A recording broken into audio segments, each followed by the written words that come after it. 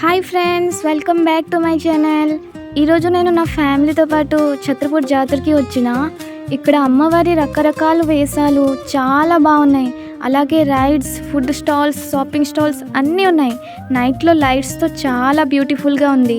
మీరు ఇంకా రాలేదంటే ఫ్యామిలీతో కలిసి ఒక్కసారి తప్పకుండా రండి, మీకు కూడా నచ్చుతుంది. మరి వ్లాగ్ని ఎంజాయ్ చేయండి.